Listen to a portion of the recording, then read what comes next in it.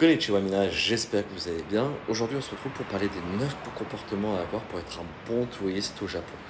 Vous allez voir, c'est des choses qui sont complètement basiques et qui sont très faciles à retenir. Une des premières choses, c'est utiliser les formules de politesse. Essayez d'apprendre quelques petites formules de politesse.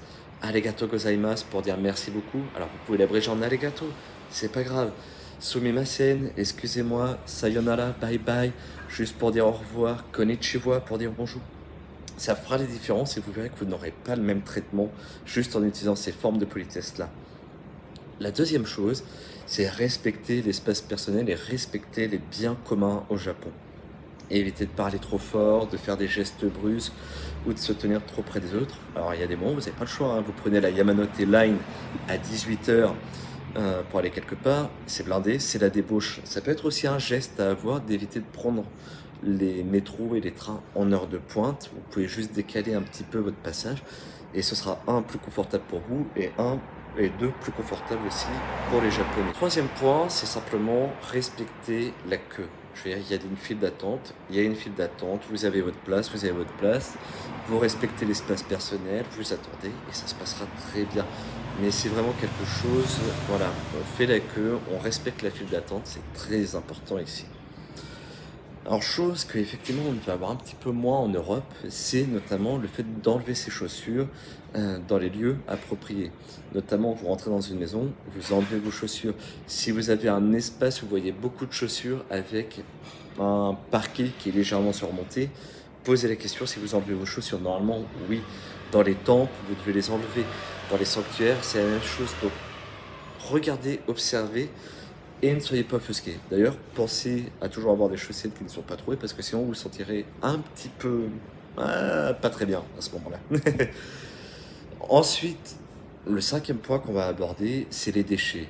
Gardez un sac avec vous parce qu'il y a très peu de poubelles. Vous pouvez jeter vos déchets dans les combini. Vous rentrez dedans, vous jetez dans les poubelles des combini. Mais il y a très peu de poubelles sinon dans les rues au Japon. Donc pour éviter de vous faire avoir, il y a juste un petit sac à dos, vous mettez ça dedans et puis ou vous jetez à l'hôtel ou vous jetez dans un combini. Il y a toujours moyen, mais ne jetez pas dans la rue, c'est extrêmement mal. Ensuite, on va parler d'un sixième point qui est l'utilisation des transports en commun. Suivez ce que les gens font, n'attendez pas devant la porte pour pousser, ça sert à rien. Au Japon, on se met sur le côté, on laisse les gens sortir et nous on rentre après. De toute façon, les contrôleurs regardent bien s'il y a encore du monde sur le quai et ne partent pas forcément tout de suite, ne font pas redémarrer le train tout de suite. Cédez bien vos places, c'est des règles de courtoisie aux personnes âgées, aux femmes enceintes, aux personnes handicapées et évitez de parler trop fort. Après, sur cette règle de parler trop fort, forcément, si vous revenez de Shibuya de Kabukicho, ça peut vous donner des petites choses étranges et ça... Mais c'est le monde de la nuit et passé 10 heures, vous verrez que c'est un autre... Observez les coutumes pendant les repas, notamment juste le fait de dire itadakimasu, qui veut dire entre guillemets, on peut le traduire par un bon appétit pour nous, c'est plutôt je reçois humblement. Avant de manger, ne pas planter ses baguettes dans le riz, ne pas pointer les gens avec ses baguettes, c'est des petites choses à faire attention.